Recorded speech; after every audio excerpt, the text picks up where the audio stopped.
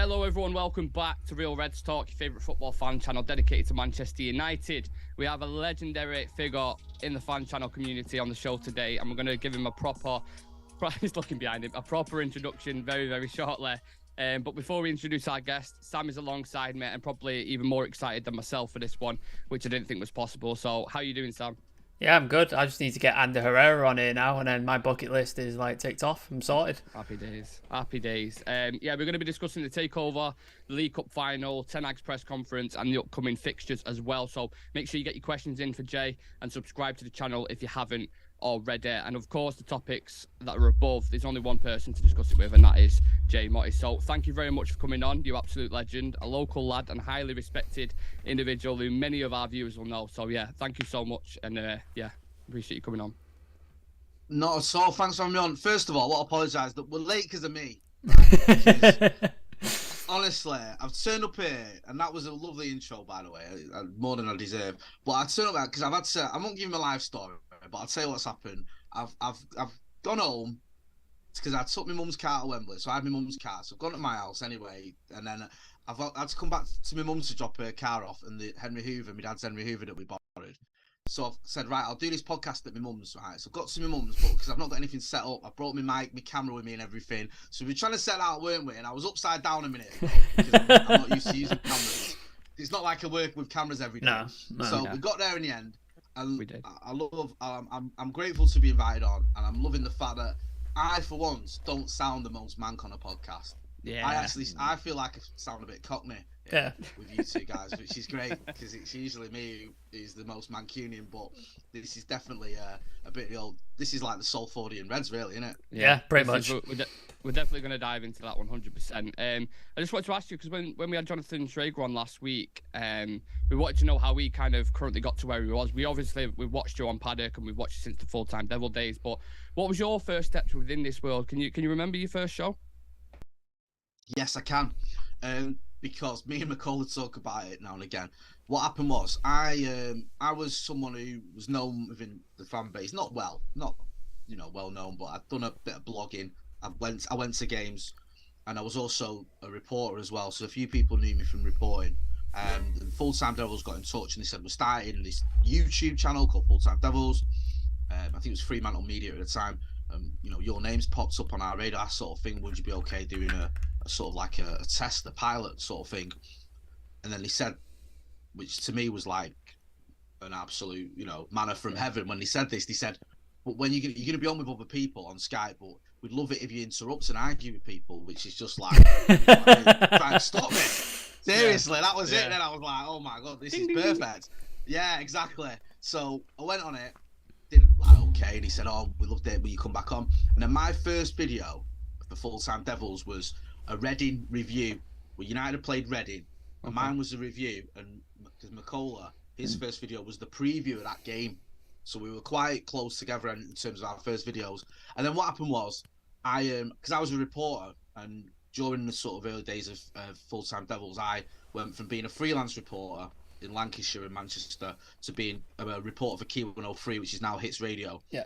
So my boss was always a bit wary of me doing Manchester United things because I used to cover United and City as a reporter. So sometimes I'd be in a City press conference. And I remember what happened was once I was at a shooting in Warrington, and he said, this was part of my job, by the way. I wasn't shooting. I was going to ask, was this sent out to cover the story? I was going to ask, like, just make sure that was. I was just out shooting people with my mates. You are from Manchester. Yeah. So we didn't know there was. Have to clarify that. Well, this is it. They all think we do that anyway, don't they? People outside think it's like still Gunchester days. Yeah. But I went to a shooting in Manchester, in Warrington, sorry, and my boss had sort of tagged me in on Twitter, and he'd gone, our reporter, Jay's down there, And then he went on my Twitter, because he'd tagged my Twitter in it, and all my Twitter was from, I think we played City, or City had been beaten the day before, and I was like, ha, ha, ha, ha, F off, you blue. And he was like, oh my God, oh, what's all this? Like, I'd rather you didn't do all this United stuff. So I used to do it now and again. I'd sort of toned it down a little bit. And then, sorry, this is a really long-winded answer. No, go for it. This is how it sort of transpired. And then I kept having kids, and I got to having like with the same partner, me and my missus, by the way. Yeah. We had our third, I think it was our second or our third child, and reporting the hours are long, the money's terrible. It can be quite harrowing and depressing because you're covering a lot of grim stuff, and it's like sometimes you take that on with you. That's just nature of the beast. So I was looking at maybe doing something else because I've done it for a decade, and I was like, do you know what? I don't know if long term this is going to be what for me. And I got offered the opportunity to go to Full Time Pebbles as like a content manager. So I did that, and then just about the time of lockdown, myself, Adam McCullough, Stephen Houghton, and Joe Smith, we decided, or we tried to buy the channel off Social Chain, who owned it, and they said, yeah, okay, you know, if you want it, you can buy it. So we bought it, we rebranded it as Stretford Paddock, and we said, right, we own it now, it's ours. What do we want to do with it? Well, we want to do news every morning. We want to do match reviews and all the sort of fan stuff we've always done. We want to do watch-alongs, we want to do interviews, you know, get some interviews. We've got to get, you know, journalists on there a lot more, and talk to fans as well in the studio and have a decent setup. So we sort of took a gamble because this is lockdown as well, man. This is like, there's no fans, there's no football when we started, for starters. We bought it and there's no football on. So it's like, they were probably like, you want to buy it now? Have it. You know what I mean? Like, obviously they sold it us, we didn't give it us, but you know, you're crazy. And then when there was football, there was no fans, and our sort of thing was interviewing fans. So we had to work around that. But what I think helped us was, no matter what, you know, was going on, there was the four of us, and we are four mates, we get on. We've all got different personalities in terms of, you know, our backgrounds and our sort of opinions and our ages and stuff like that. But that's we a are good mates. thing, right? That's a good thing. That's what you want. Yeah, you know, like, because sometimes you see it and you might go, almost if like you was to pick some people for a channel, it kind of works. You know what I mean? You've got me and Steve are Mancunian. Steve's from East Manchester. I'm from Salford. Well, I live in Salford now. I grew up in Paddington. Joe's from Worksop, a little bit younger than me. Macca's from Birmingham, but you know, he's been going to United since he was. I think he's been going to United since he was born. Basically, his dad's a massive Red. So we're all big United fans. We've all got different backgrounds, all quite opinionated, and come from different professional backgrounds as well. You know, Steve was obviously in the army, and then Joe studied film, and Macca was almost been doing YouTube since it started. I was a journalist, so it just works really well. And I think, you know, when we do get together, we have a good laugh. The response has been fantastic. The support of people during those 2.5 years since we took over has been great, because, like you said, it was a bit of a gamble. And when you've got 3 kids and you're saying, like, I'm gonna basically go to business with my mates, it's a risk, innit? It is a risk. Yeah. Do you know what I mean? And you know yourself how football can go and things can go.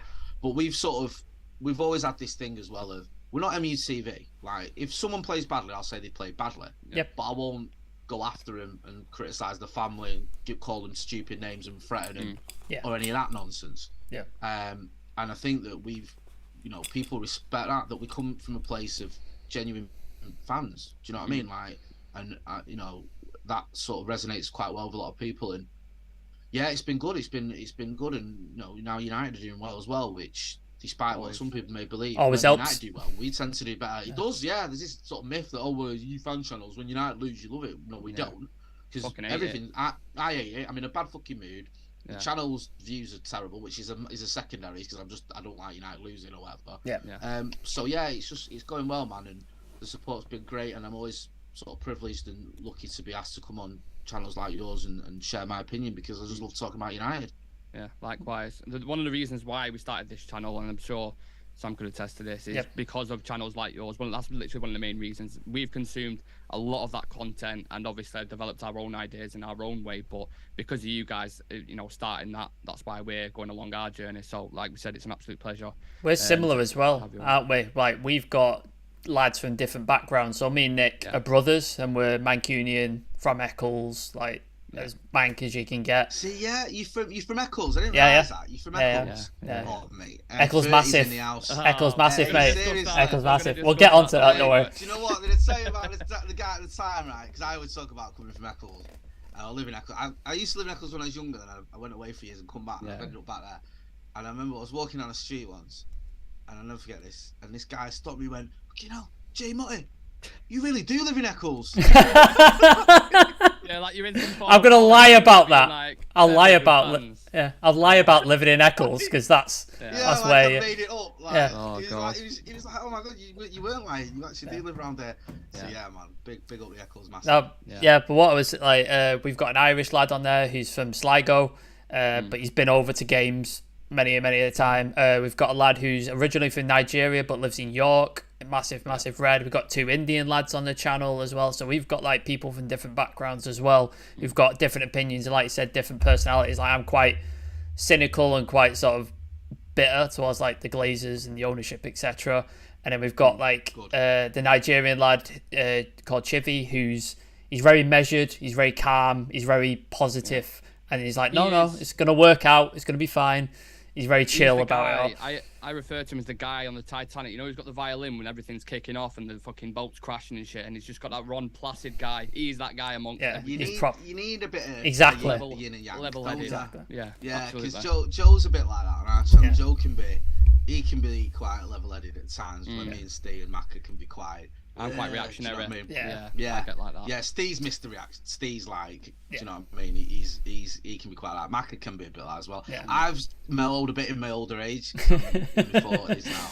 I used to be when I was your age. I was a nightmare. I couldn't have done a YouTube channel at your age because I used to sulk. If United lost, I'd sulk for about 3 days.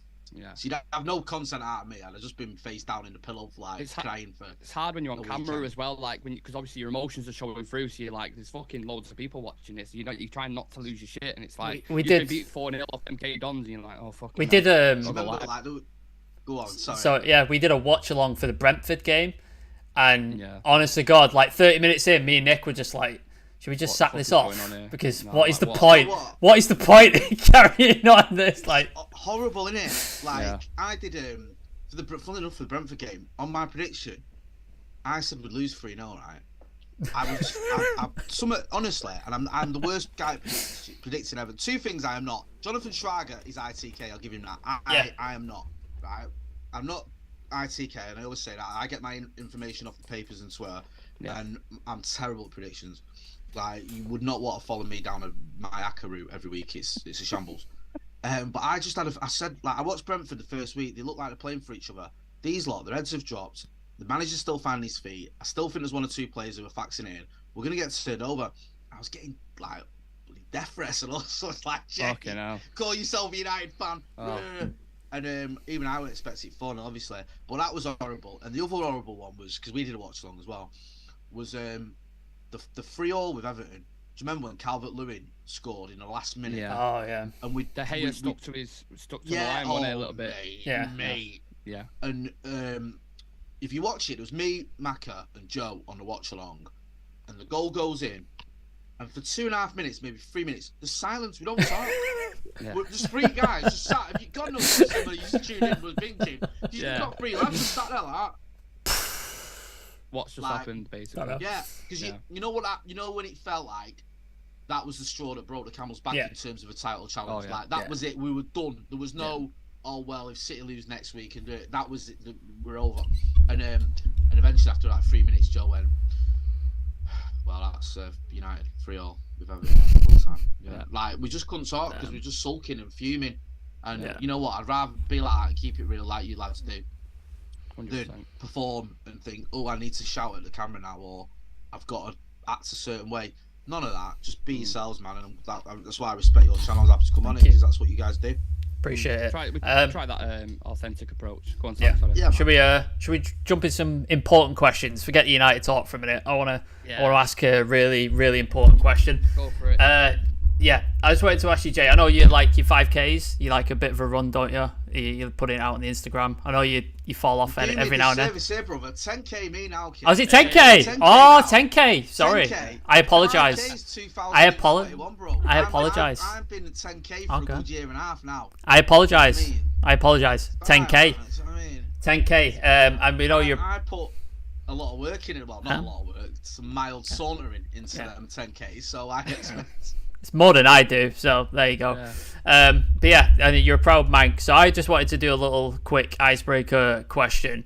I'm going to give you 5 areas of Manchester, and I want you to rank them in order of which one you'd least likely to run through and which one you'd most likely to run through. So number 1, most likely you'd want to run a 10k through. Number 5, Yeah. least likely. And don't worry, these areas, a couple of them I lived in or have lived in, so you can be honest as you want, because I know exactly what they're like, so don't worry about it. Okay. And yeah. I like this. So yeah, the 5 areas are Weast/Eccles, obviously because we're from the Eccles Massive, Ashton, Droylsden, Oldham, and then just the one throwing because I live right next door, Odsal. Oh. Yeah. Oh. Right. So sorry, I'm writing these down because he's taking it seriously. He's taking it seriously. It's ridiculous. So I've got Weast/Eccles, Ashton, Odsal, Oldham. What was the other one? Droylsden, Odsal. Yeah. Right, Droylsden. Right. So the one I'd love to run through the most is obviously Eccles/Weast. Yeah. Of course. I live there. Yeah. I run through there anyway. Yeah. I go down the canal. I actually do a run from sort of Eccles to Stretford. So Yeah. big fan of that. Big fan of Weast. You know, anyone who watches the channel knows I always name check Weast. It's one of my favourite places. Second favourite, I'll go with Odsal because it's nearby. It's near the stadium, innit? Yeah. Odsal, you've got the scenic there. You got the canal. Salford Lads Club. You got Salford Lads Club. Yeah. It's iconic. Yeah. Running through iconic structures in Manchester or in may get robbed. May get something happen to you, but it's worth it. It's worth it. It's worth it. Okay. It's part of the culture. It's part of the enjoyment. You know, a bit of authenticity. Yeah. You've not lived if you've not been robbed in Odsal. No, definitely not. I'd go then. Third, I'm gonna go with. Do you know what? When I was younger, I used to go down to Oldham sometimes. I've got a couple of mates in Oldham, so it's go down Shaw and Royton. So I've got a little bit of a soft spot for Oldham. So we'll throw Oldham in at number 3. Nice. 4th, I'm gonna go with Ashton. Right.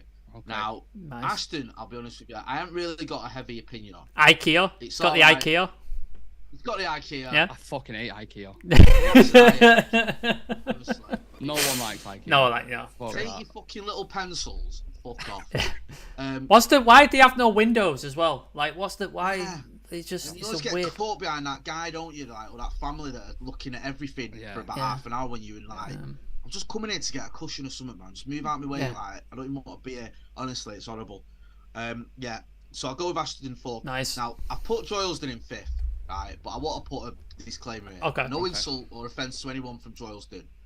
I know that the ratio of person to serial killer in Droylsden is like basically every 7th person in Droylsden is a killer. So I am not upsetting the people of Droylsden. Trust me, it is lovely. It's just not quite as scary, as high on my list. As the other places. So Stephen Howson, my good friend, is from Droylsden, and we often joke about it. So that is the order I put in. But anyone from Droylsden, do not take that as an insult. You still made top 5. No. It's currently a man with his family sat in Droylsden now with a family of 7. Devastated. Thinking, Devastated. Which one of you guys is it, mate? Yeah. Probably a guy sat in Droylsden with 7 people tied up in his house. What Droylsden's like. Okay, now. Jesus Christ. Nothing but love with Droylsden. Yeah. Don't get all right. twisted. We can get to the boring questions now, Nick. You can fire away with United. Cheers. Appreciate you starting me off on the right foot there. Look, I thought we could start with the ownership. I know you've spoken about it a little bit on Paddock this morning. We know there's genuine fear at the minute, Jay, with the Glazers could potentially be making this U-turn on the sale of the club. We're on the right path with Eric Ten Hag now. Things are starting to look a bit more positive. Avram was in attendance on Sunday to show off his little rat tail at the back of his head. Is this all a negotiation tactic, or do you believe there could be a genuine chance they might take a minor investment from someone to keep themselves afloat? In all honesty, I've always thought they'd sell, and I still think that, but I am less confident than I was a few days ago. I feel like I'd still feel they'll sell, but I wouldn't be as surprised if they didn't as I would have been a week ago. A week ago, you asked me this, they're selling 100%. Now, there's a few little things that make me think, okay, maybe there's a slim chance they try and maneuver it so they can keep control of the club. Like you said there, I don't really look too much into him being at a final because, like you say, he's a little rat. He wants to come and take some pictures, bask in the glory, Exactly. Yeah. show it his mates, and go, look, this is the soccer franchise that I own, and look how wonderful I am because we're lifting a trophy. 16. Yeah, we're lifting the Carabao Trophy Cup. Yeah. Piss off. But then there's little things where you go, like Gary Neville pointed out, and I mentioned this in my news this morning. He pointed out that the season ticket price has gone up by 5%. An odd move for someone who's leaving the club to upset the fan base. Well, not upset it, but maybe just do something that might annoy us a little bit when you won't get any financial benefit from that. Yeah. Like, it seems a strange move. But then they're strange people, so that doesn't mean anything. Yeah. And also they're just greedy and they're just stupid as well. Yeah. I've always said the thing. For sure. They didn't earn this money. The dad Malcolm was rich, and he's just got all these kids that are just that fed off him. And then when he died, they just carried on doing what he's doing. So they're not successful business people. They're just thick, spoiled brats. So there's that. There's also the fact that this Elliott Management Fund, I think, came forward and said, look, we could fund a stadium rebuild. We can fund, the things that you need to spend money on, and we can still help you keep control. So they've got that option. So it's not beyond the realms of possibility. I just feel that, and we've heard, one final thing, we've heard that Joel and Avram have reservations about selling, and they're the ones that tend to be the more prominent of the Glazer Muppets. You don't really hear from Darcy and Rob and Trevor and Duncan and Shaniqua or whoever the hell they all are. I don't even know all their names, to be honest with you. I only find out when it's dividend time. Innit? Yeah, exactly. It's like, it's dividend time, and it's like, don't forget, we've got Bob and Trevor and Mo and Dave and Luke and what? How many is there? People? Yeah, like how many of these people is it? In a queue taking the fucking money and mullets. It's like, it's my turn to get 90 million quid. Where have you come from? So those two, Joel and Avram, seem to be sort of the ones who you do hear from a little bit, and they put out the statements. They're the ones that get doorsteps, and they're the ones that appear at the game taking selfies. So, very rarely at the game, but when they do. So, there are some little inclinations, or some little suggestions, that they might stay. But I still feel that the money from either Sir Jim Ratcliffe or the Qataris is what they're after, and they're going to get it. I feel they'll get probably not the 6 billion quid that they're suggesting, but closer to 5, which is obviously pure profit for them because they didn't put any of the money in. Everyone on this podcast has spent more money on Manchester United than the Glazers have. Oh God, yeah. Yeah, obviously, we spent a few quid between the three of us over the years, but they'll walk off with probably a couple of billion quid in the pocket. And we'll be glad to see the back of him. So yeah, I feel it is a little bit like just some sort of tactics, or whatever. I just have this slight sort of worry. I think we all do, don't we? We all feel it. They've got that horrible little knack as well, haven't they? Of just when you think they can't annoy you anymore, they find a way. Yeah. You know what I mean? Yeah, it's like, I hate the Glazers, and then you sort of sometimes you almost forget how much you hate them, then you'll get a reminder. And then you'll see him give an interview or whatever, and you'll be like, the Super League will pop up, and you'll be like, now I've got to go down to Old Trafford and cause some shit. I was fucking Ed Woodward signs an extension contract, and you're just like, what are we doing?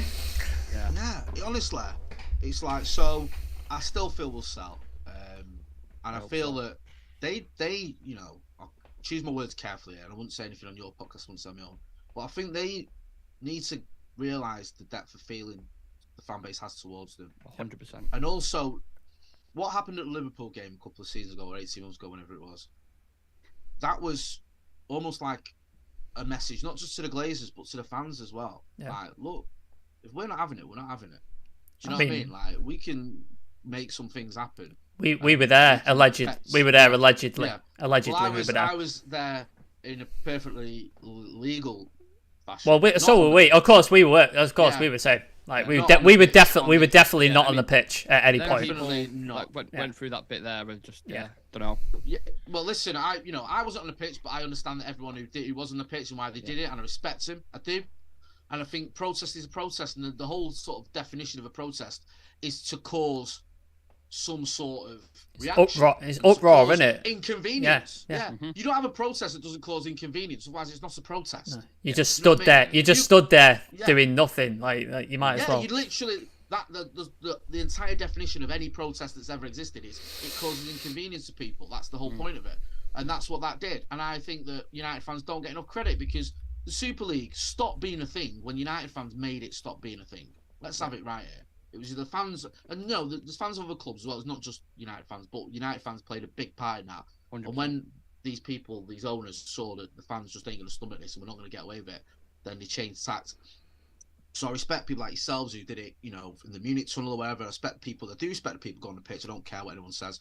And I think that, it was something that needed to be done. But what it did was it showed everyone that, you know what, when United fans are up for it, we can do something. Yep. And I think that that's what the Glazers need to remember. Because I remember, I spoke about this a few times on the channel.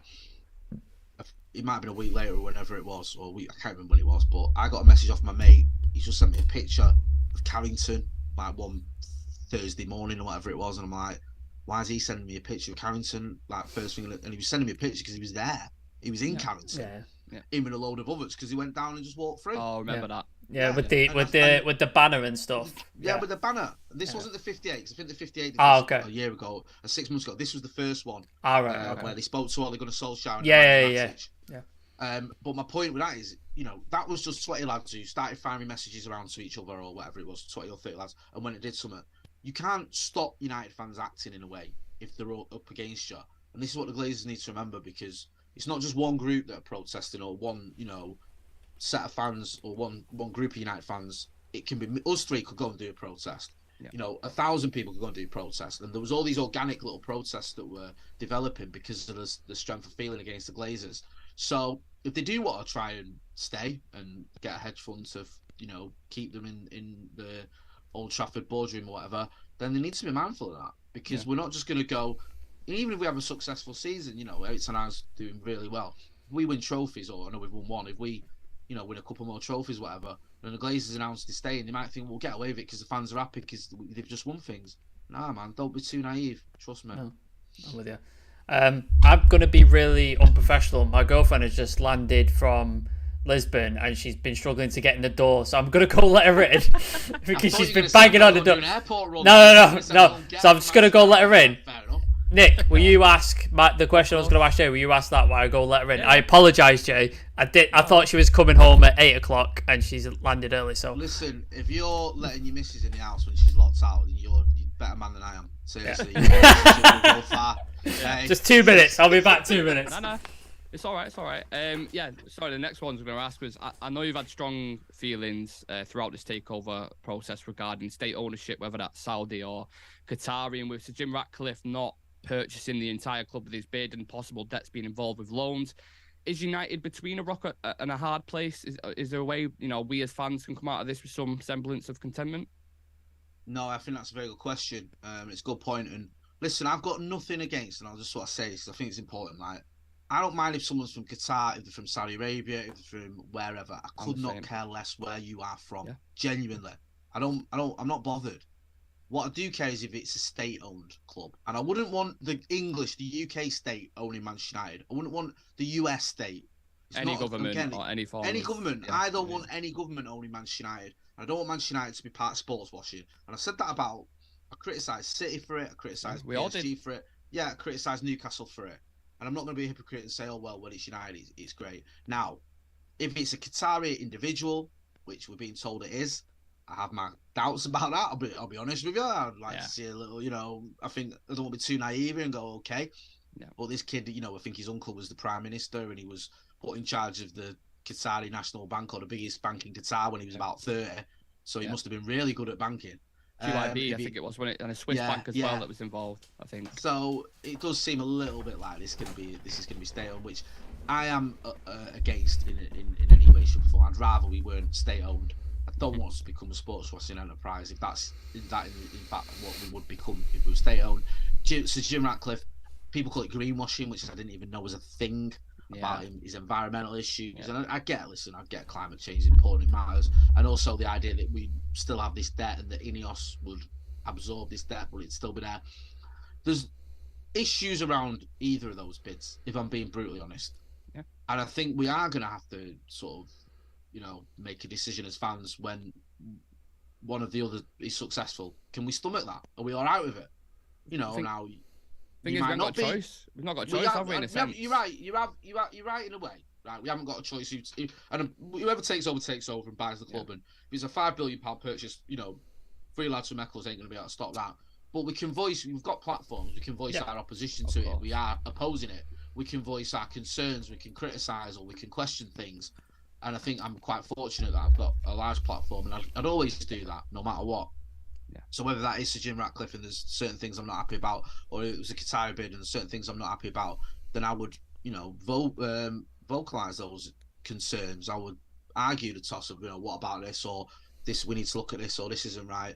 And I think that there are certain groups, I know Musk put out a statement, some demands they've got. I think there's the Rainbow Devils who have some concerns if it is to be a Qatari-owned bid because of the way that members of the LGBTQ community are treated in Qatar. Mm-hmm. So I understand that, and I think that as fans, Manchester United fans historically, and throughout history, we've been a fan base full of protests, full of almost socialist ideals. Really, we look after one another. We are, we try and look after those less fortunate, and we call out, we speak truth to power, and I think that should always be the case.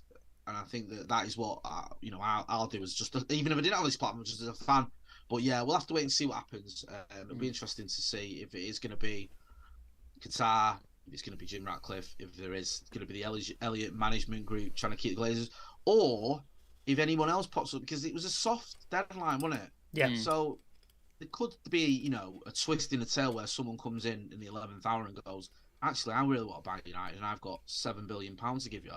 Highly unlikely, but it can still happen. So yeah, I just feel that as a fan and as someone who's got a decent platform, I'm always going to share my opinion. I'm not going to stop now.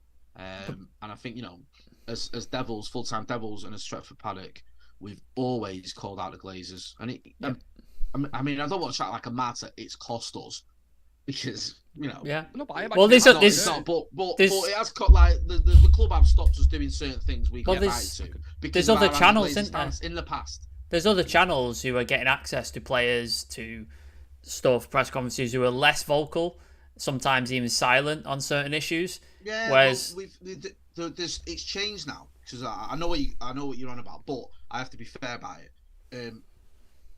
What happened was about last summer. Right. The club had a bit of a change behind the scenes when it came to the media and it came to certain people in positions. Yeah. And I spoke to someone there, they reached out to us and spoke to us. And they, it was one of those sort of lay your cards on the table meetings, being honest. Like, I was like, listen, would we like to have some access? Yes, we would. Yeah. Are we going to call out the Glazers? Yes, we are. Yeah. We're never going to stop that. Would I swap access for being quiet about the Glazers? No, I wouldn't do that. And and if you don't believe me, go on my channel and look at every video, every video. We're slagging off the Glazers, including now on this one. So that's not gonna happen. And the club were like, people I spoke to like, look, we get it. Fan channels aren't going away. You've got a massive platform. We want to try and build some sort of relationship there. You guys have got to do what you've got to do. And we respect that. So maybe there's a way of having a bit more of a working relationship. And we've been to a few press conferences. We was in pre-season. We was at one the other day, for the Europa. I think it was at the Europa. Yeah, the Europa League one. So we're not getting loads of access, but we did an interview with Anthony. We had one with Delo. A couple of little things where the club are being like a little bit more responsive, going, okay, going, okay, you're doing what you're doing. We get it. You've got a big platform. You are, not just fans. I'm not saying there's anything wrong with just being a fan, but you're fans with a big platform that have got an audience and that a lot of people put, weight in what you say. So we can respect that, because my argument would always be, if, as has happened, if the Guardian wrote an article saying the Glazers have been terrible for Manchester United, would Jamie Jackson get banned from the press conference? No. If the Times did an article saying the Glazers need to sell and move on, would Henry Winter get banned from Carrington? Of course not. So, but it's like if we have that on our channel saying, Joel and Avram need to, because they do. And it's like, well, we don't really want anything to do with fan channels. And I think there was always this sort of looking down the nose at us a little bit. Yeah. But it's like, well, you're not real media, you're not proper. And I think, if you look at the views we get and the audience we've got, and the credibility we've got as well. Sure. I'm not, without blowing my own trumpet, I think there's a lot of people that respect us. Yep. Then why not give us a little bit more access? So there has been a little bit of the thawing of the relationship, shall we say, and it's not as frosty as it was, but we're always going to be who we are, and we're always going to be honest, and we're always going to share our opinion, whether that is good or bad, about the owners, about the manager, about players. We're never going to become NUTV, and I wouldn't want to. No. Before you go on there, I just wanted to say, like, as a channel, we very much say, like, our colours are green and gold. Like, our outlays, everything we do is green and gold because of our, like, staunch anti-Glazer message. And during the World Cup, when we covered the World Cup, we were, like, me especially, and people were probably sick of it by the end, but every single video I'd go on about the workers' rights, the fact that workers have died, the stadium, stuff like that. And people were just like, you just need to be quiet. Like, and it's like, no, it's not. I'm not going to change who I am. And if it pisses people off, then it's what it is. That's how I feel about it anyway. So no, listen, without being sort of maudlin and melodramatic, one day we'll all be dust, but these videos will still be about, and that's your opinion, and that's people will go, what was your opinion on it, what was Rick's opinion on it, this was his opinion, this is my opinion. You know what, like, do I care about workers' rights? Yeah, actually I do. Do you know what I mean? That's not, I've not just decided today that I care about it. Do I think that the people from the LGBTQ community should be treated the same as those that aren't part of that community? Absolutely. Yeah, I do. Yeah. Do you know what I mean? Is that a new development? I've always thought that. Yeah. Do you know what I mean? Like, it's so. And then people say, well, why are you bringing it up now? We're bringing it up now because the World Cup was in Qatar. I'm bringing it up now because the world's in focus. The world's in focus. I've been asked about it. I've been asked to share my opinion on it. Just if you asked me, if you asked me in 2002, what's your opinion on Malcolm Glazer? I wouldn't have had one because I didn't know who he was. If you asked me in 2005, I've got an opinion on him. I think he's a dickhead. Twat. Do you know what I mean? Yeah. And it's like, that's why you have that opinion, because it's someone who's in your radar and who's affecting your life, because he's buying a club that I love very dearly. And it's the same now with this. So, no, I think it's always right to just be honest. And, I fully respect that. And, the least you can do is be honest about how you feel about something. That's authentic, isn't it? That's what people want. That's one of the reasons why we love your channel. It was one of the things, like, the way we set this channel up was to be real and was to be authentic, hence the Real Reds talk. I like that. Yeah, absolutely. I think whoever it is, you could, when we kind of fall back to Eric Ten Hag, you could put someone's nana above him and he'd still succeed, to be honest, because he's just, the way the guy's going at the minute is his in-game management, but just everything about them. I'm obsessed with him. I love him. I think he's done a fantastic job. I think the things he's done this season has surpassed what anyone would have thought. Like, at the start of the season, after Ole Gunnar Solskjaer left, you had Ragnar in, everything was toxic. He has done in 6 months' time. I don't think any manager on the planet could have done it. I really feel like that. And we've seen that over the past couple of weeks, and including the final as well. What was your thoughts on that game itself, Jay? Was you ever in doubt before, during, or after? And how much confidence can a trophy do for this team, do you think? It's weird, because I was at the game at Wembley, and for some reason, right, and I said this on the channel the other day, and I said it at the time, right, we got there, and like, it was there outside the ground, everything, like, out before kickoff, and then sort of 20 minutes before kickoff, I've gone in, and then I found my mates in my seat and that, and because we're all stood together, standing TRA, we'd sort of put the TRA lot, our groups were in the same bit in Wembley, so found a few mates, I stood with them, and I was chatting to my mate who I've been going to the game with for years, and all the Newcastle fans were in early. They got set up, they got early, and they had flags. We had scarves and they had flags. Yeah. And their end was packed. Like 10 minutes before kickoff, it was like they'd all got in the seat. And the Reds, United fans, we're not bothered about the national anthem and all that. You know what I mean? Like, United fans will get there for kickoff or whatever. But we've been Wembley hundreds of times or whatever, so it's not like it was as big a sort of. We've never been Wembley before as some of the Newcastle fans had been. But they're all there. They're all waving the flags. Like, 10 minutes before kickoff. And I said to my mate, I said, you know what? We'll do these today. I'm 100% confident they're going to lose. And it was just like, I just felt they're like, oh, we're at Wembley. Oh, this is it. And there's a bit more of this is taking care of business for Manchester United. Do you know what I mean? Like, I just got that impression that we were just more relaxed. There was a bit more of a relaxed atmosphere amongst us. And that's not always a good thing. Sometimes you need a bit more for certain games. But I just felt they've not been at a final for 24 years. The Eddie Howe, when's he ever been in a massive game like this? He hasn't. Eric Ten Hag, he's been in finals in Holland. He's won trophies in Holland. He's been there. He's worn the t-shirt, and these players, you've got a guy who's won 5 Champions League, a guy who's won 4. You've got a guy who's won a World Cup. You've got the guy that's won 4 Champions Leagues also won a World Cup. You've got players that have won trophies. You've got experience there, and you've got a better team. You've also got a kid in goal for Newcastle whose last major game he basically had, threw the ball at Karim Benzema and let the one go through his hand or whatever it was. Like, everything for me just felt like this is United's day. And then when the game kicked off, it wasn't a particularly good performance by United. I think it was probably one of our most lackluster in the last few weeks. It's like Barcelona first half at home and Leeds first half or Leeds first hour at home. But we did what we needed to do. We got a few chances and we took them. And Newcastle huffed and puffed, but didn't really do a lot. I felt Casemiro dominated the midfield. And I thought that Martinez and Varane, who for me are the best centre-back pair in the world. I said that after the game as well. For me, unbelievable. People can say, "Oh, you know what? Well, look at Real Madrid and look at this and look at that." But I'm saying, I'd take Varane over Rudiger any day of the week, or I'd take Varane and Martinez over anyone the Premier League have got to offer. I really would. So it's one of those where I just felt like, we did exactly what we needed to do, and in the end, I think 2-0 actually flattened Newcastle a bit because we could have scored another one at the end. Bruno. All he has to swear at Sancho, and it's a tap in really. It was I think that was definitely we're 2-0 up. I'm gonna get a goal sort of thing.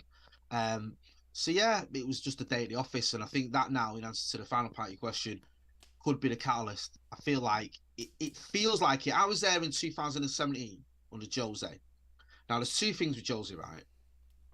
One is he gave up on the league that season, and he said it. He said, we're going in the Europa League and we'll go, we'll that's our route into the Champions League, winning Europa. And fair play to him, he did it. But we were dropping points left, right, and centre in the league. Also with Jose, no United fan I spoke to expected Jose to be at United more than 3 years. None of us. No one said he's going to be here for the next. He doesn't stay at 3 years for any club, does he? He implodes after 3 years and then that's it. Everyone said the same thing. I said, he'll leave within 3 years, but the good thing is I think he'll win a title before he leaves. Now, obviously, he didn't win a title. He won a few trophies, but he didn't win a title. But with Ten Hag, I expect Ten Hag to be here for at least 5 years, if not longer.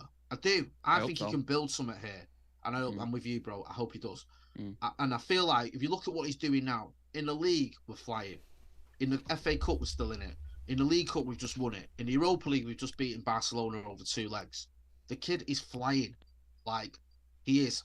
If you look at what he's doing, he's getting a tune out of the likes of Luke Shaw, Marcus Rashford, players that last season were terrible, and I love them both, but they were terrible. Yeah. We getting a tune out of them. We voted Rashford our worst player of the season last season. He was. You know what? Awful. I couldn't even argue with you, and I love Marcus Rashford. He's literally we do. We love. Yeah, but I'm not, like I said, I'm not immune to. I'll call it as I see it. Yeah. He was woeful. Yeah. He was. He looked like a player that had just lost the ability to play football, and yet now he's, for me, the best attacker on the planet right now. Yeah. Like right now, there is no one better than Marcus Rashford. It's not a conversation. You can say, well, he's better, Alan's better, or Mbappe's better. Right now, Marcus Rashford is the best attacker there is. Agreed. He just is. So he's getting the best out of these players. He's also brought in quality. Like Casemiro is as good a midfielder I've seen since Roy Keane retired, or maybe Michael Carrick. You've got obviously Martinez, who's just wonderful, isn't he? We all love him. Like that guy would die for United, and I'd die for him. He's an absolute legend already. And I don't use that word lightly. He just is, isn't he? He's come in. And then you've got other ones like Ericsson on a free. Mint. Yeah. Absolutely mint. Malacia, 40 million. I never even heard of him 2 years ago. No. Well, we're not even at that, but a year ago, I never heard of him. But we got linked with him. I thought, who the hell's he? 40 million euros, and he's amazing. And then also, there's other little things like managing Varane properly, so he's not getting injured all the time. He's worked out with Varane. Now and again, I'll drop you. Now and again, you don't train. Now and again, and let's not get it twisted. I bet you any money that if we had a different manager, Raphael Varane wouldn't have retired from international football. I think he's thought, something's going down here at United, and I want to be a part of it. Yeah. I've won the World Cup. I've won the the Nations League with France. Been to another final. I want to be present for this Manchester United era that's underway. And I think Eric Ten Hag's a big part of that. Because I tell you now, Raphael Varane wouldn't have been retiring from international football if Ralph Rangnick was still in charge. No. Or, even Ollie, and I like Ollie, but I don't think he would have. So you've got to look at little things he's done, man. And then the icing on the cake, the way he's handled the youngsters, Garnacho, getting a tune out of him, bringing him in when he's been late for a meeting, he gets dropped, bringing him through. One or two of the younger players, Kobe Mainu, yeah. Like Wan-Bissaka as well. The redemption of Wan-Bissaka. Like what all of us on the channel were saying this summer. Wan-Bissaka, if he doesn't go in the summer, he's gone in January. Like he's done. It's over. Like he's not playing for us. And now he's arguably playing over Dallo most weeks. Even though Dallo. It's a good question, isn't it? Yeah. And I thought Wan-Bissaka's 45 minutes against Newcastle was outstanding. It's fantastic. Yeah. Outstanding. Yeah. Like you could see Sam Maximin. You can just see a player. It's almost like you can physically watch the. He gave up, didn't he? He literally gave up. He was just like, yeah. He's like the confidence seems to strain, and you think, I cannot get past this kid. I can get if I do get around him, he catches me up and then tackles me from behind, or I can't get round. You know what I mean? Like, and Wan-Bissaka does that thing as well, which attackers and wingers in particular hate. Is he'll give you half a yard, so you think you've got away, and then he'll throw in a tackle. So it's like, and you could see like St. Maximin just getting fed up. And like, it's the Zaha thing, wasn't it? You remember when Zaha was through at Crystal Palace and he was like, I'm scoring it, and then he turned around and saw Wan-Bissaka and he was like, if it was anybody except him, I would have been through and scored a goal. But then he saw Wan-Bissaka, he was like, oh shit. Yeah, he said that, didn't he? Yeah, in the interview. When I saw it was Aaron. Yeah. And because obviously knows it. And the thing is, you can't even buy a penalty from him. Because he doesn't even mistime it. Like, it's not like he clatters you. He literally takes the ball, and it's like perfect tackling, perfect timing. Yeah. So yeah, I like Dalot. I'm a big fan of Diogo Dalot. But we've got a discussion there. And we've got options, and also even like Fred, I think he's playing well. Getting a tune out of Fred. My dad absolutely adores Fred. I'm not quite this. We're 50-50. We're 50-50 on him. We're like, but I have to respect. I respect I respect the performances he's been putting in. Yep. And then you lose Ericsson, and what happens? Marcel Sabitzer comes in on deadline day. That kid's mint. You can see it. He is quality. For a dedeadline day signing, that's something. From Bayern Munich as well. Bayern Munich. We had a lad who does. He's the Sky Sports reporter for Germany. He's the Sky Germany reporter, Florian Plettenberg, and he covers. Obviously Bayern Munich, undoubtedly. And I said to him like, some people here are like, when I say some people, Paul Merson who's an idiot. He's saying like, they've got Sabitzer from who can't get in the Bayern Munich team. He said, don't worry about that. He said, for starters, he can't get in the Bayern Munich team because of politics. Because you've got, is it Kimmich and Goretzka in there? Yeah, and it's like there's all sorts going on. They've just bought Konrad Laimer as well. Is it from? It's like there's a lot that goes on behind the scenes of Bayern Munich where certain players get picked no matter what. He also said Sabitzer has been very good for Bayern Munich. He's not like he's not been getting games and he's not been playing well. He has, and then he called it. He said if he comes into that team, he said especially if you put him in a team with Casemiro, he's going to shine. And he said, and I expect him to sign it. I expect him to stay at Manchester United because he says, although it's not officially announced as a buyout clause or whatever, he said if he does well there and Erik ten Hag wants him, he'll be happy to stay there. And I think that's what's going to happen. I think Sabitzer's come in and almost not made us forget about Christian Eriksen because Christian Eriksen was having a great season, but it's softened that blow to the point where it's not really hurt us.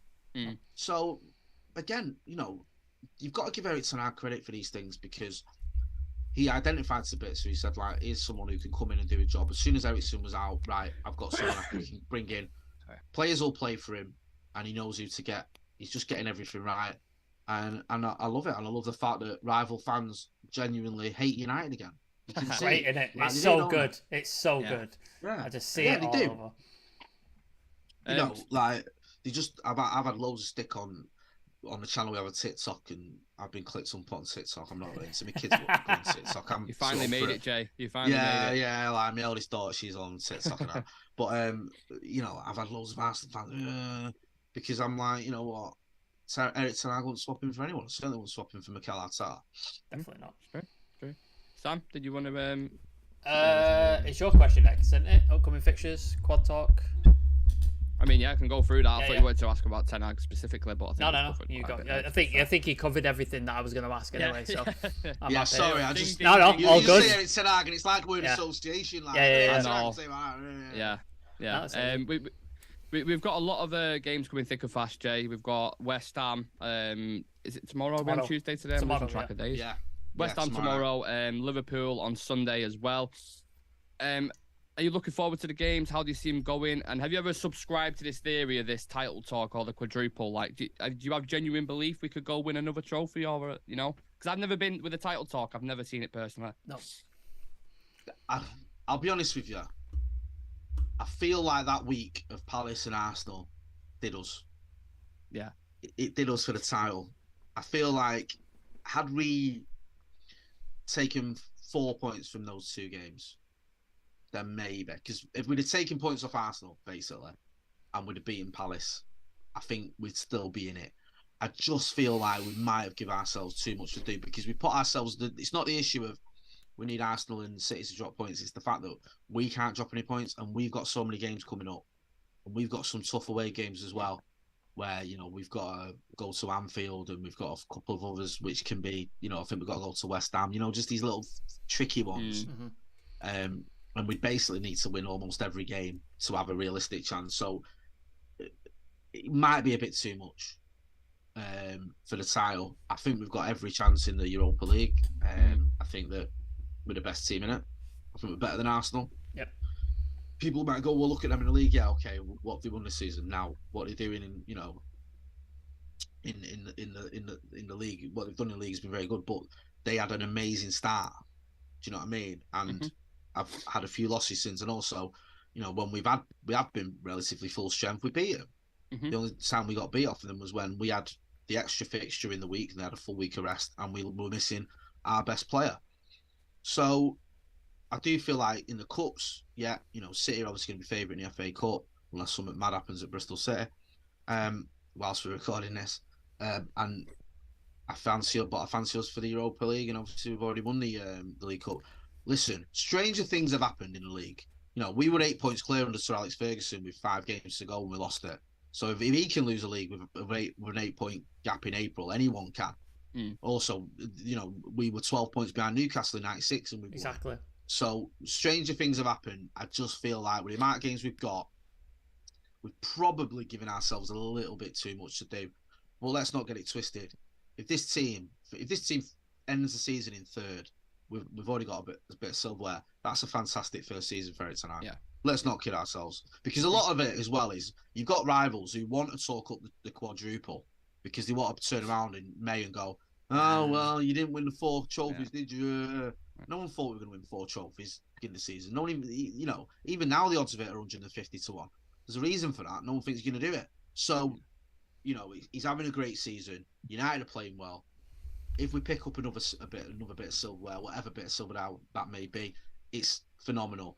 If not, and we still make the Champions League places, then he deserves a pat on the back for a very, very good job. No, I agree. Like I said, I think when we did our season predictions at the beginning of the season, I was like, I'd be happy with top 4, and that'd be it. Like if Ten Hag could get top 4, we'd have a decent cup run. Perfect. That's great for his first season. And then in under 9 months, he's come in, won a trophy, we're third, pushing City and Arsenal all the way. We're Europa League, Real Betis, winnable game. They've just lost their best player, haven't they? In Fekir, is it? Yeah, he's out for the season. So it's a winnable game. West Ham on Wednesday, tough, but supposedly winnable. Obviously, they picked up a bit of form recently, but is what it is. So I would have been happy with top 4, but he's surpassed all expectations. So I whatever happens from here, I'm happy. I'm buzzing with it. I'll tell you what, like, if we beat Liverpool on Sunday and you ask me this question, then you might get a different answer. We're winning the league. We're winning the league. But that's the games that have won. You know what I mean? They're the games that can win you it, because if you go to Anfield, the confidence already massive anyway from the League Cup final. If you go to Anfield, smash them there, 2-3-0. Like the amount of confidence these players will have, they'll be unbeatable juggernauts. The thing is as well, like we can beat Liverpool at Anfield. We have. Liverpool and. Well, we have, and a lot. We've beaten better Liverpool teams than they've got now, because I know they've done well in the last few years, but this team's been pretty bang average this season. Dog shit in it. dog shit. Absolutely. Yeah, I think that's a fair assessment. Whereas we're playing really well. You've seen Liverpool; they've lost a few games this season where they've been beaten by all sorts of teams. Not just getting battered at home of Real Madrid, which is no real shame in losing to Real Madrid. But was funny though, wasn't it? For it was always hilarious. I love the fact they went 2-0 up as well. And they're all giving it all out and all that. Yeah, okay, don't worry about that. When we had Jonathan Schrager on, we was watching it with him at the time. So whilst we was doing like we're having a conversation, it was like, oh, Liverpool have dropped another one. It's 3-2 now, 4-2, 5-2. It's just like absolutely loving it. So incredible. Good. It was mint, innit? It's so good. Love it. Like, I love that, and I think just watching them all getting carried away and all that sort of stuff. It's very poetic. Yeah. Speaking of achievements, anyway, segue. Now. Before I ask you, I do need to get some out of the way. Obviously, the greatest football achievement in the football history is the 1991 European Cup Winners' Cup final, Manchester United-Barcelona. So if we put that aside, just because I have to acknowledge it, but just put it aside for now. Well done. Yeah. I just wanted to get your thoughts, because obviously you're slightly older than me, and I'm slightly older than Nick, so I'm the older brother. So we sort of grew up in different generations of like going to matches in football.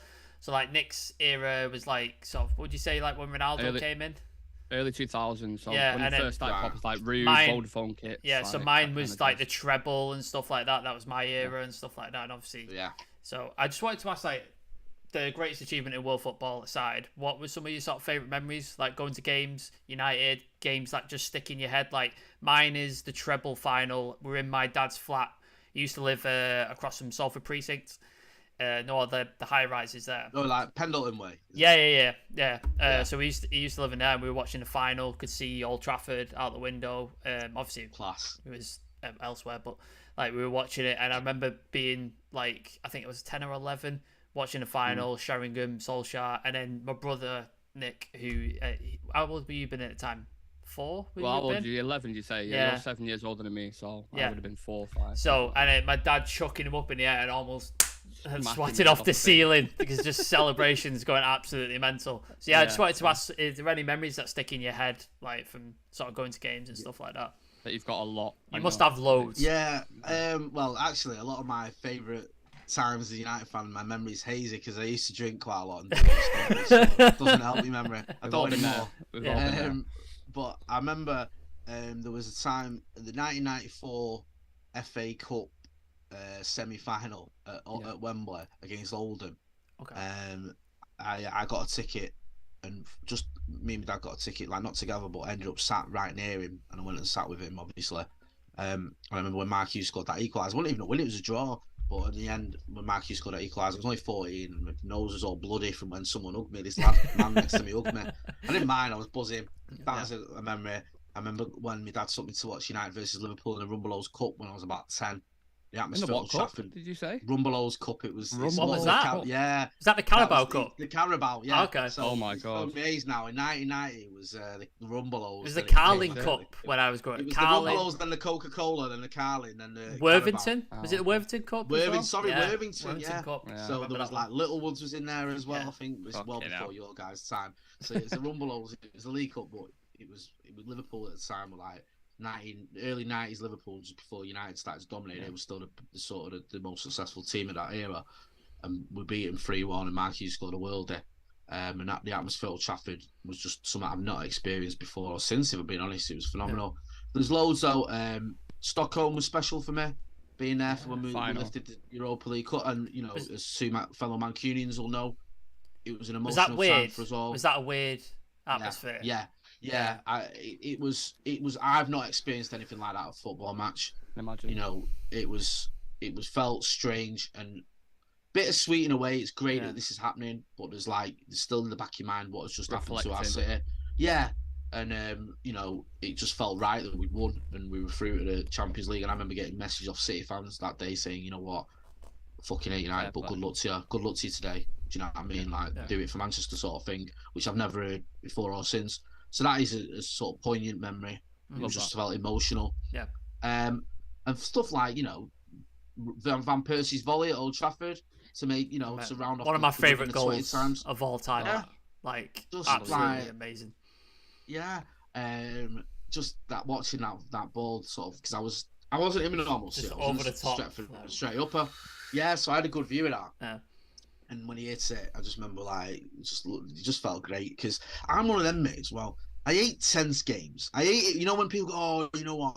I love the 4-3 against City. And this, that, and the other. Hate it. No. Man, I prefer it when we're like 3-0 up after 10 minutes. Yeah. Do you know what I mean? So that one was good because it was the first half. We won the title. It was like done. So yeah, that's one that sticks in my mind. But there's been loads, and sometimes it's like, you know, the game itself. One of my favourite games, even though it was a bit more tense than I normally like, was the win over Liverpool when Berbatov scored his hat-trick. Oh yeah, because I like that one. I was going to mention that one to you as well. Because you know what it is, right? With that one, I was so gutted when they equalised. Because Gerrard hit a free kick through the wall, didn't it? Yeah. And it went through the wall and in. Such a terrible goal to concede. And like, it's a Scouser goal, all over isn't him it? as well. Proper Scouser goal. Scouser goal, well said. Yeah. And it was like, I remember sitting there, and you know when you lose your head? Yeah. And I'd lost my head, and I was like, I'm done with football. You know what? I'm done. I'm like, I'm not doing this anymore. Like, just head's gone. Like, I can't bother, man. It's just fucking waste of time. It's always going to let us down, this. And my mate's like, what are you on about, man? Like, we've won 5 of the last 7 titles, whatever. Like, what? He's like, it's like, one game, just relax. You know, yeah, and I'm like, no. It's standards, though. That's what it is. Like, it got to me, and it's like, it's just fucking... Like, I can't be asked anymore. Like, I'm done with it. I'm not coming back anymore. Like, being dead weird. It's like and then, like proper old TT and that.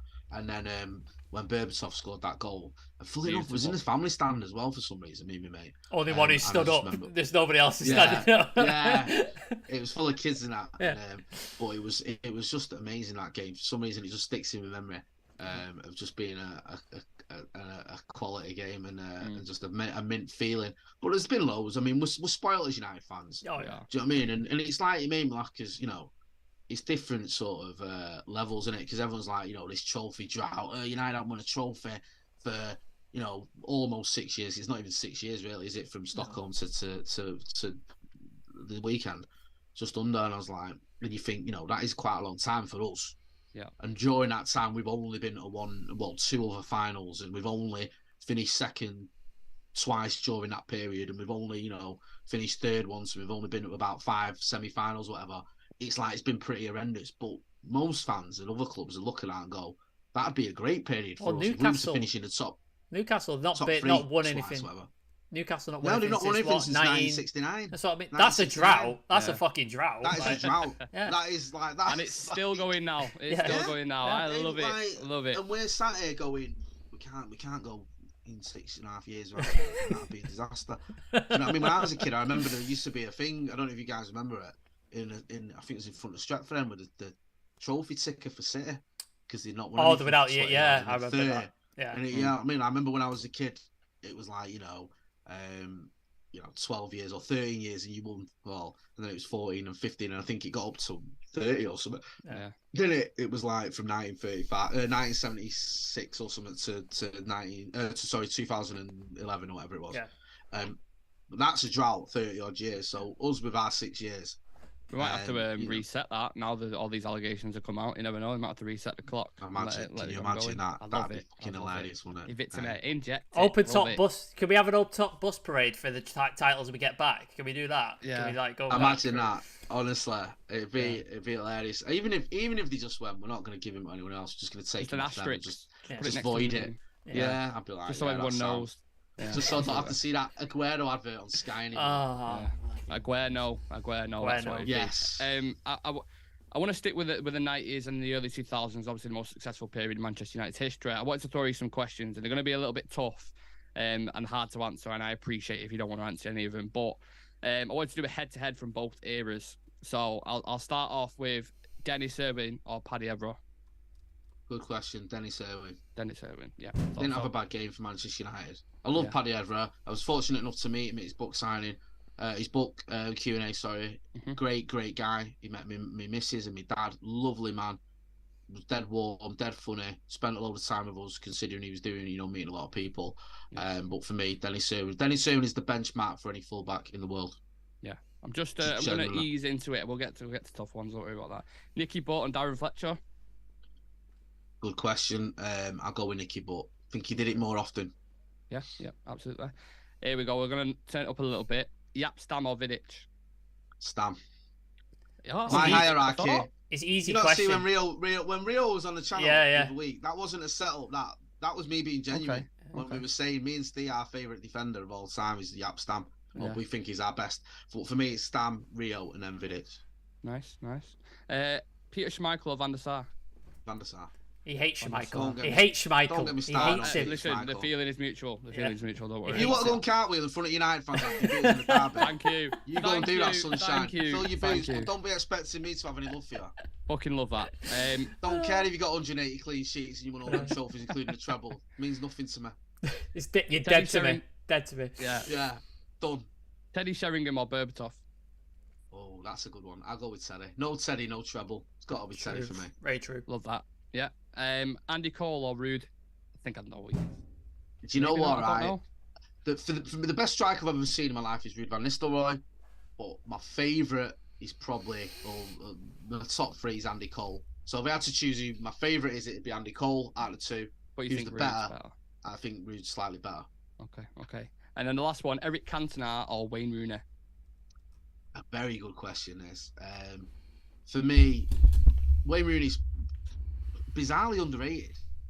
Like, I don't get it. I really don't get it. It's like Andy Cole is as well. It's like this little anti-United media who like can't look at the great players United have had and give him a fair crack. But Eric changed football. He's not even like, he's not even like a footballer at Cantona. He's like something else. He's just above it all. And I just love everything about him. And there's no coincidence that we bought Eric Cantona and then we started our period of domination. So I'll go with Eric there, but it's close because I do love Wayne Rooney. That's something I'm really jealous of, that because obviously I was born in '95.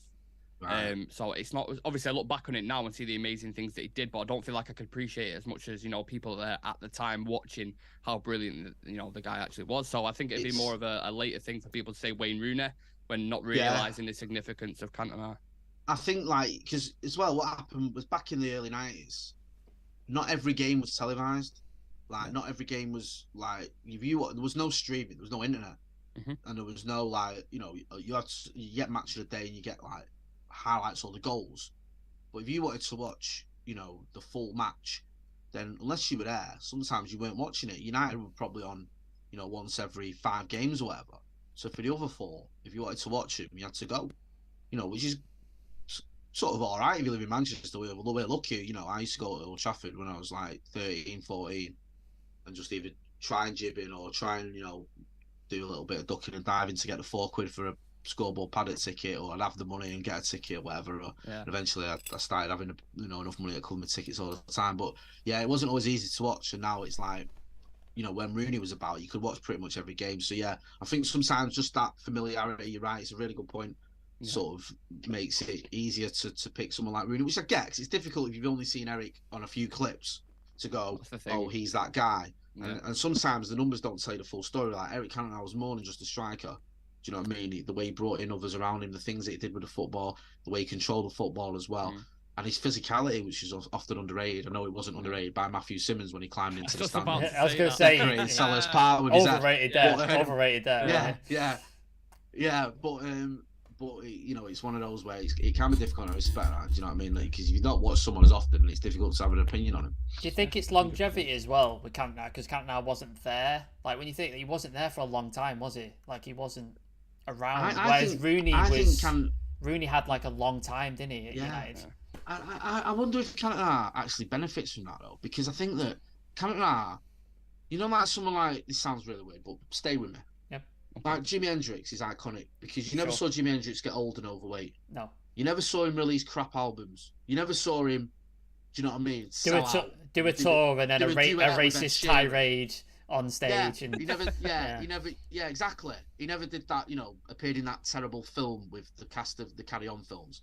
Do you know what I mean? He didn't go down that route. He was there, he was amazing, then he was gone. Yeah. And that was Eric. Yeah. He didn't have a season where he was shocking. Yeah. He didn't have a spell where he couldn't hit a barn door with a banjo. He didn't have that where you were watching him going, why is this guy still getting picked? Yeah. When are we going to sell him? When are we going to replace him? He won the title and then he retired. Amazing. And it was You wanted him to stay, and he didn't. And he didn't. And he didn't go to someone else. No, he didn't go and do a season at City or a season at anywhere. You didn't have to go and watch him turn up for Wolves and play against us. He literally went, "I'm done with football. I'm leaving," and he left at the top of his game. And I think that, for me, it makes him more iconic. Yeah. Because no one does that anymore. Who does that? It's like a boxer going out on top. It just doesn't happen, does it? Like it never happens. Like, even like when someone does, like Floyd Mayweather went out on top, but then you see him messing Couple about he's with wrestlers and all that. Oh, God. And you're like, what is this guy doing now? He's just being an Arnold. Funny, innit? Yeah, which is, I get it. But like with Eric, and he didn't do, he didn't come back as a manager. He didn't do anything where you go, oh, you know what? And Eric gets away with a lot because some of the stuff he's done, like, his adverts and stuff, you think, what are you doing, man? But no one cares because he's an enigma. He's Eric Kemp. Yeah. I was lucky enough to meet him in the summer for the first time. Oh. And it was just like, I tend to like not get too starstruck with players, because even the players that I've loved, I've met them a few times. I'm quite fortunate. Some of them I've met and I've worked with and I've done stuff with, or what I mean, I've been in the same room as them or whatever when there's been an event, so I'm a bit used to it. Or when I was a reporter, I interviewed a lot of them. Yeah. But with Eric, I was like, didn't know what to say. Just like, I was like stood near him at one point, just sniffing him, like, just smell him. That French cologne, just like, I was like, and then I panicked, like, I think he's gonna catch me. It was just, Eric's just, he's the true definition of the word icon. Yeah. Should we? I was going to say, I don't want to take up too much of your time. We've had you for more than enough, so I really appreciate it. I've loved coming on here, man. It's been great. It's been enjoyable. We've chatted, and you guys have. I'm ashamed to say it's only recently I've started watching videos because it sort of came up on my feed, and I was like, "Let's see what these guys are about." And you're doing it the right way. Being honest, being authentic, being yourselves. And I love that about you guys, and I'm looking forward to seeing more of your content. And like I said, anyone who's sort of come over here from Stretford Paddock because they've watched me a few times, make sure you give these guys a follow and a subscribe, because we need more channels like this in the space, man. The more good United channels we can have, being honest, speaking truth to power, and sharing our views and giving fans a platform, the better we are as a fan base. Can I just there's some really nice comments for Jay. I just wanted to read a couple off. There's some lot of stuff. The Eccles Massive and Weast. So shout out to everybody in there. Just absolutely look. There's just literally just Weast comments and Eccles comments and the thing. Absolutely amazing.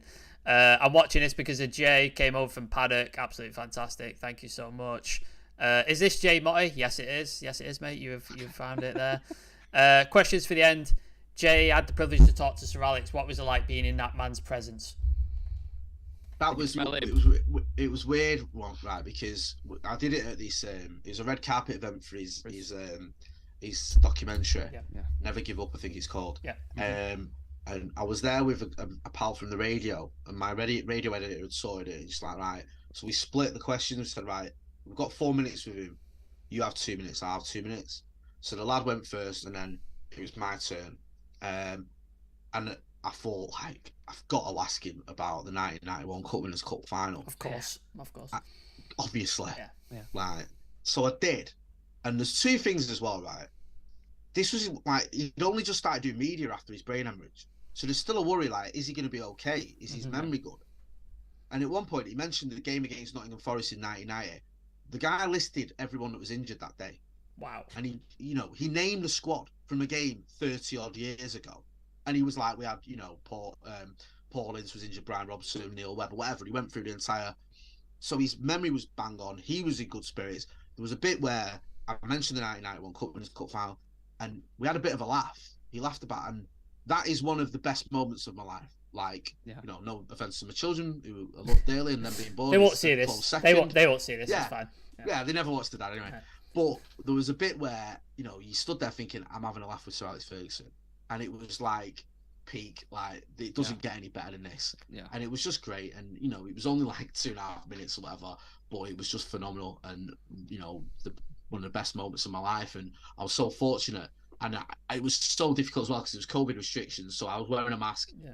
I had to do it on a stick. My microphone was on a stick because I just wanted to throw the mask throw the stick, Give him a hug him, and just say, thank you. Sir Alex, for making my life immeasurably better. Fucking legend. You know what I mean? Yeah. Like I just wanted to hug him. So yeah, it was surreal, but it was fantastic, and you know, there's not enough words to describe how great Sir Alex Ferguson is and was as manager of Manchester United, and we're just so lucky that we had him. Yeah, I'm looking at questions. I think you've answered pretty much all of them for as far as I can see. Just a lot of really nice comments to you, Jay. Top man, got great knowledge, nice guy, comes across so well. Jay's the best. Thanks you, Jay, for coming on. Appreciate it. Very humble to come on like a smaller channel. Like just really nice comments, and they got like people loving it. Yeah. So listen, you know, years from now, I'll be marrying you guys to come on. And like, Jay, you'll be like. Nick, it's Jay again, man. Just don't answer it. Don't answer it, man. I'm gonna. Jay, we told you about this. No, you're not coming on. Marcus is on again tonight. Read the emails. Watch it like everyone else. Read the fucking emails. yeah. Just take the hint, bro. It ain't happening. Do you know what I mean? So no, listen. It's always a pleasure. I feel grateful that people like you guys want me to come on and invite me on. I do. So I don't get it twisted. I'm fortunate that people care enough to invite me on, and I'm lucky enough to have a platform that I've got. And I think it's important as well that, you know, maybe I'm a little bit sort of what's the word, romantic about it all, but I think United fans should stick together and we should help each other out. We should be like a bit of a family where we can be. Do you know what I mean? Because we've been through a lot as United fans, and we've been through a lot fighting against the Glazers, and it looks like hopefully there's a bit of light at the end of the tunnel, and it's important we keep together and we keep going, and we remember that, you know, it's us against them, not us against us. Yeah, agreed. That is a quote I will have on the back of there for sure, 100%, because I'm fully behind that. So again, thank you so much for your time. You're an absolute legend. Me and Sam have watched all your content pretty much, so it's massive for us to have you on as well. Similar to, you know, we can't swear you like you smell Cantona, but we probably would have done the same thing. So we really appreciate you coming on. And Sam, if you want to say anything, Jay kept it together. I would have embarrassed myself, like really. Like, I would have just been like, just come here, just give me. Honestly, it's always difficult when you're in the presence of someone who's made such a massive difference to your life, and they obviously don't know who you are. No. And you're like, but I'm lucky, man, because I've had some amazing opportunities doing what I do to meet people like that. I want to I know we need to wrap up, but just a quick story. I worked in retail really shit 2 years of my life. Really didn't like it, but it's what it is. And Ander Herrera came into the store when I was working, and we were just chatting about United, and I totally forgot who I was speaking to. It was like Ander Herrera, and I'm just chatting about football, and then literally, like, as I'm finishing putting his stuff in a bag, and I'm like handing it over to him, my manager's there, and she's just like, just ask him for a photo, it'd be fine. I was like, no, I'm not bothering him. And he just leans across and goes, we'll take a photo if you want, mate, it's fine. And he literally just puts his arm around me, takes a photo, and there's a photo of me. I'll send it to you later. And I'm just there, like, it's really happy. It's like, just stand next to Ander Herrera, and I'm just like, that's exactly what I'm like. And like in my head, I'm like, nah, I'd be cool. I'd be all right with it. But then in reality, it just goes out the window, like, completely.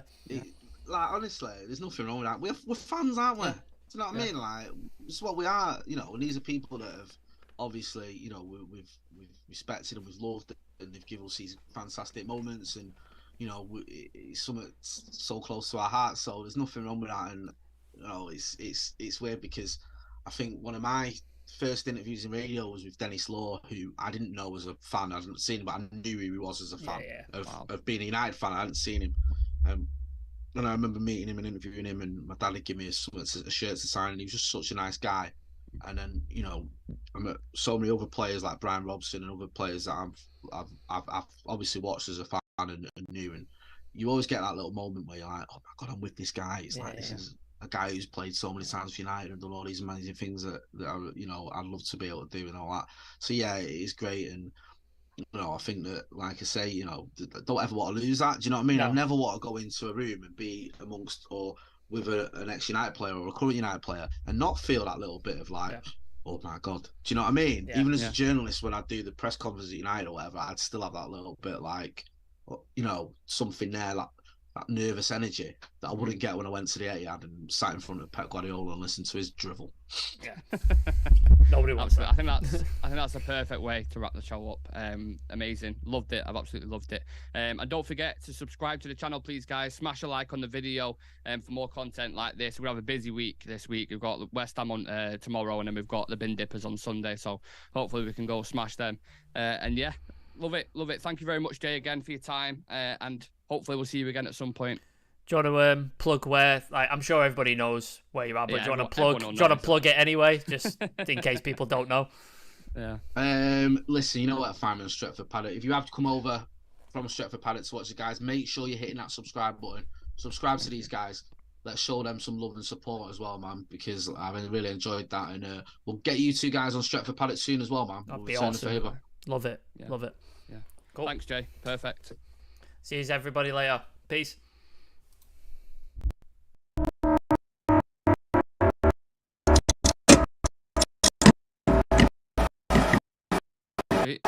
You going tomorrow? You going tomorrow to the game?